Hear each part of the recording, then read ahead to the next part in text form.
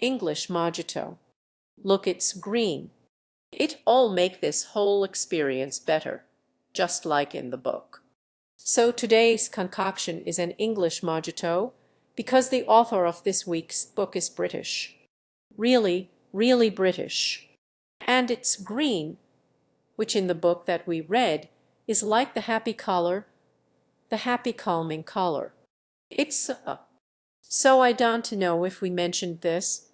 I think we did. The way we do this is we don't to discuss this ahead of time. So it's kind of like a fairy tale curse, that if we mention the thing, we can't mention the thing, just so our discussion of the thing is a lot more authentic. And this week we definitely haven't discussed the thing. We also have a policy here on Booze Your Own Adventure that we don't say anything in our reviews that we would not say to the author's face. Because we are writers of a sort, we know how hard it is, and we know how shitty it is when like some two-bit nobody just shows up all like, I'm gonna talk about your thing person. So today we rediscussing Shades of Grey, of an indeterminate number of shades of gray by Jasper Fforde. It is a dystopian thing written for an adult audience.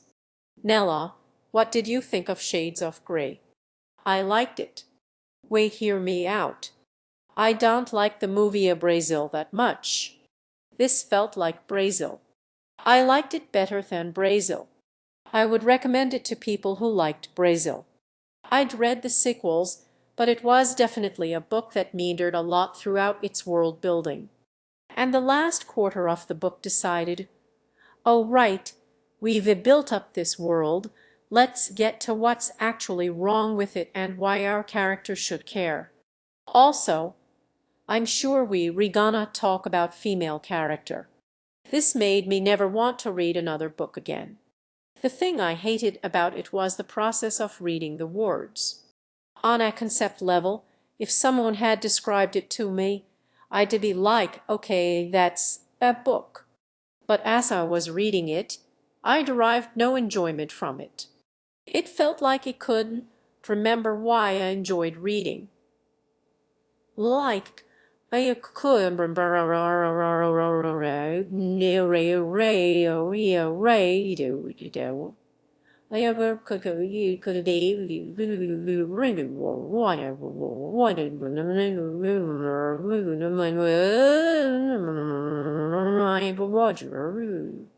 Period. Whoa. Whoa. I'm sure Mr. Fforde is a lovely person. Let's start with the stick, which is in this dystopian world, which takes place about 500 years after what would be our civilization. We never find out the something that happened, right? Or we haven't found out yet because this is what I hated. It's a trilogy. I just wanted a book that ended and it's about the halfway point I was like, there's no way we can resolve this all in one book. Surely, surely. Oh no, is it? Is it? And then the last 20 pages. As it rushed to the end, I was like, oh God, here it comes. Here it comes. Sequel. Be sure to read more in the next book. But talking about the stick of the book, that in this dystopian future, society is based on people's perceptions of color. So you are a color. You can only see one natural color and then synthetic color is used to great extent. Synthetic to color to gray L X color all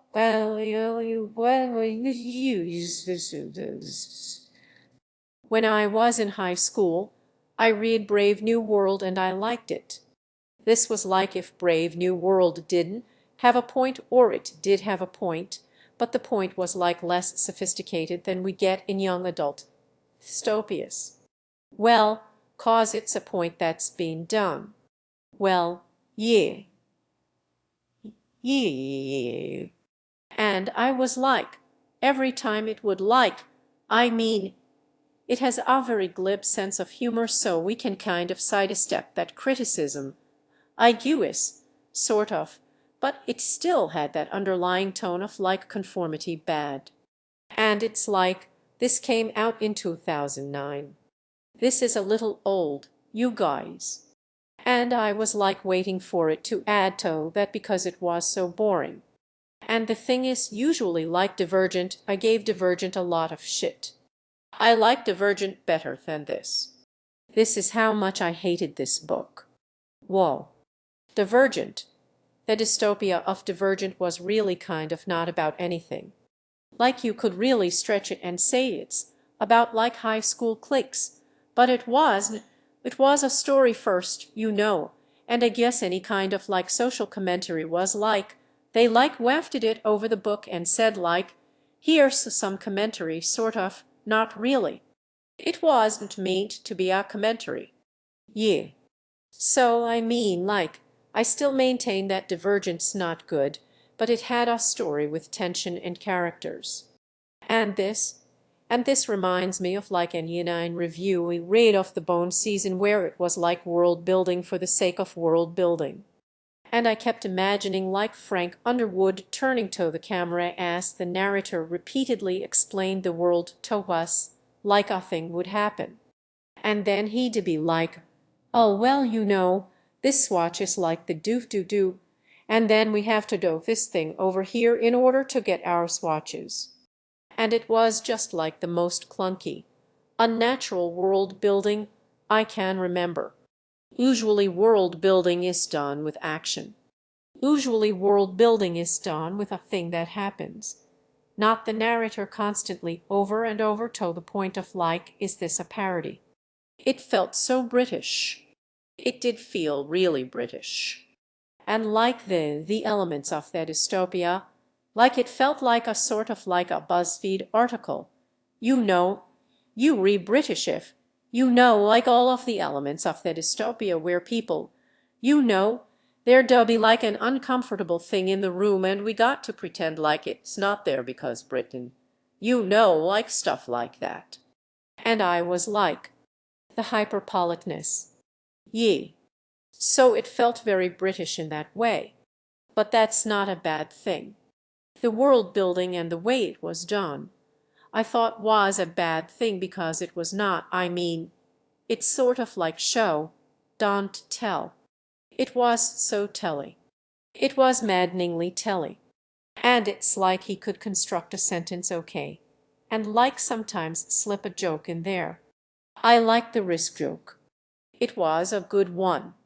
It was a good one. Good as a stretch. And the second the main love interest shows up, I was like, whoa, we got a strong female character on our hands. She threatened to punch me. I dig that. With that nose she has. That nose. She hits people. Ye. She's not a nice person. Filter. She hits him constantly.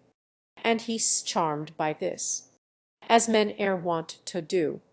I mean just every fucking sentence of this god-forsaken character. I kept envisioning like the Kate Beaton strong female character. I don't need no man. There's just something about this incredibly weak male lead. Oh me God. He was such an incredibly weak male lead. I mean this is like why I hated American Gods. There was no driving tension. He doesn't want anything. And I mean you read just like you reading a book with no driving tension. No, it's all about. He just wants to actually win the other girl back at home. But there's not a driving tension. That's like a subplot. That's barely a subplot. So there's driving tension not really in the subplot, where he kind of nonchalantly, indifferently kind of likes that girl back home, but he doesn't seem to care about anything. And I cannot stand when your protagonist does care about anything. And if your protagonist does not care about anything, your world building had better goddamn well be the most fucking interesting thing imaginable. Like I was just sort of thinking like, if this was written as Aya, she would have been the lead and it would have been from the Grace perspective, I feel.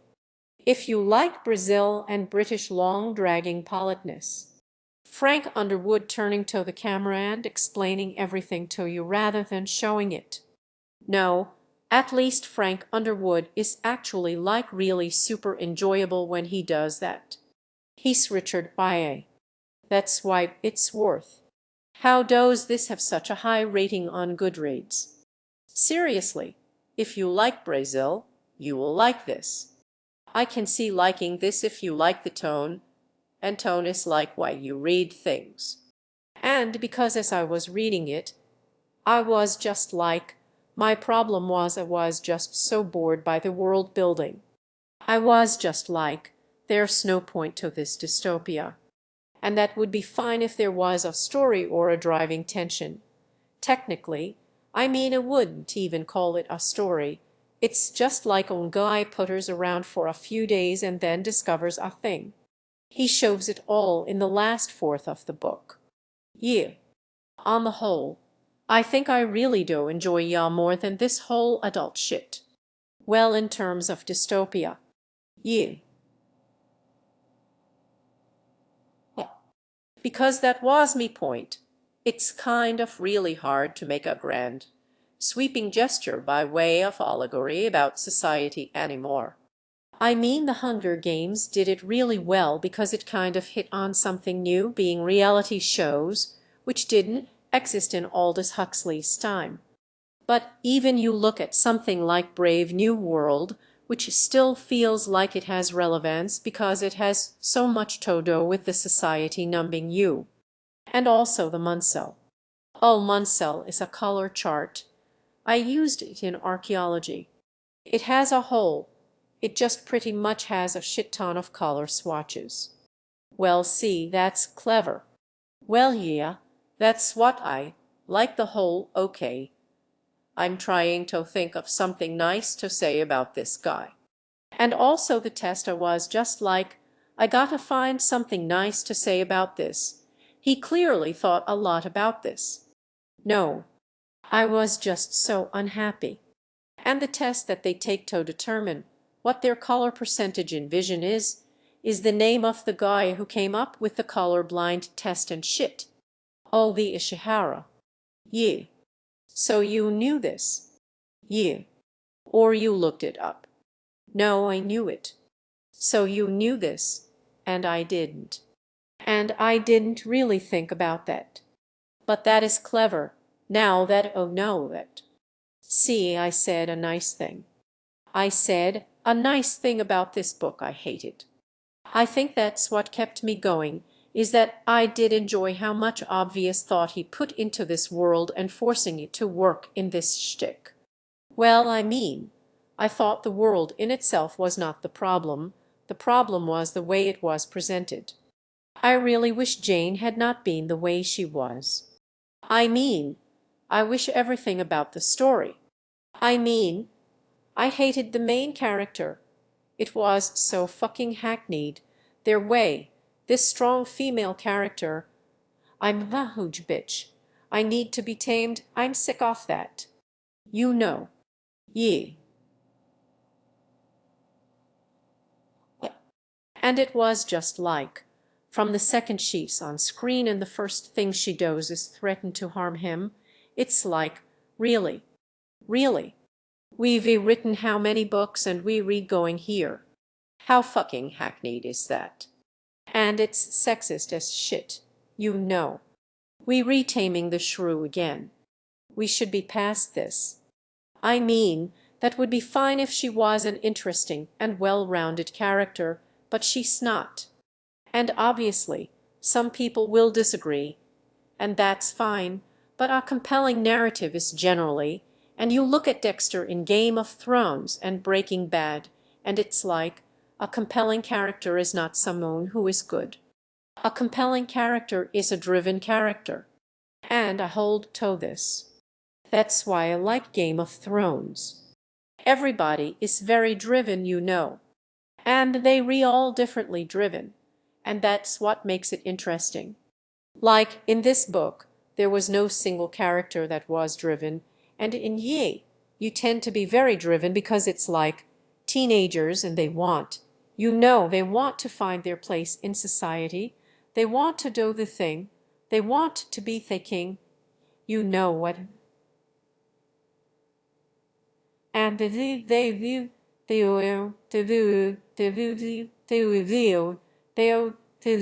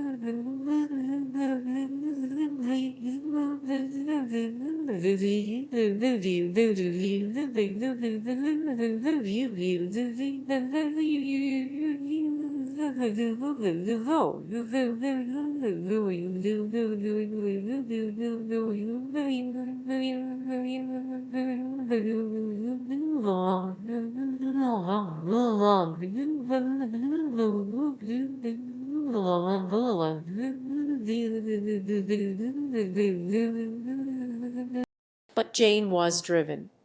Like, hackneyed though she was, and like, one-dimensional, but she was driven, but also there was a sense that she didn't appreciate the danger she was in because she's the lowest class of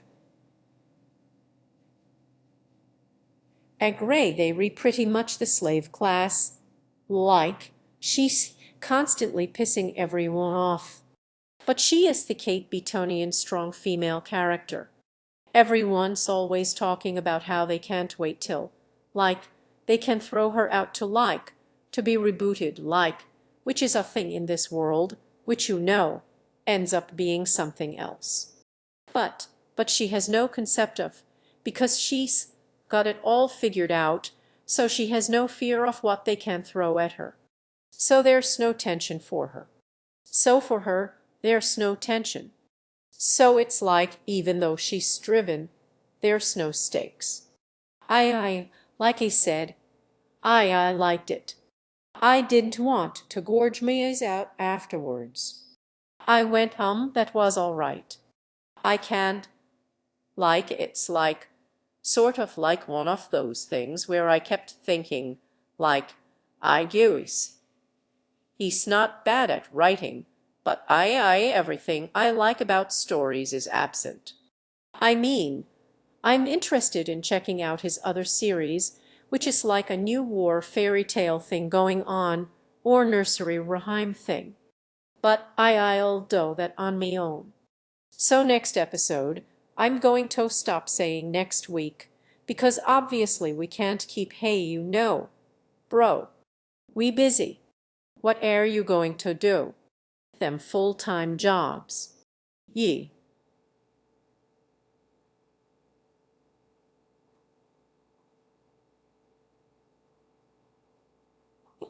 So next episode, we re going to be discussing the outline for Viridian Saga Book 2, but the next book thing, so we re going to be doing something special episode after next. We re actually going to have a guest author who was, for realsies, published author. Not that you self-published her, not really. She went through the agony of, you know, the industry. Her name is also Lindsay, and she wrote a book called The Art of Wishing, which is, thank Christ, paranormal romance type thing. And it is, I'm told it's about genies. So I'm going to do that one with Lisa. Lisa's going to be filling in for Nella. And after that, yes, we will read the goddamn Kardashian Sister Ya novel. And that is how we will punish you. And also down the pipe, I have an arc of John Scalzi's new book. So we will probably go ahead and, he signed it Form C. Yay. I got a signature from that thing that you didn't get to go to. Whoa, it has to do with highly contagious viruses. This is right up my alley. But we're going to try something new after we do the art of wishing, which will be the next review, and of course the Kendall and Kylie Jenner book. What was it? Rebels, Colin, City of Indra, Colin. The story of Like It Has Two Collins. And then we're going to actually review a thing that has not come out yet. So we're going to review a thing before it comes out. Like the real, like actual book reviewers, like actual critics. It's exciting.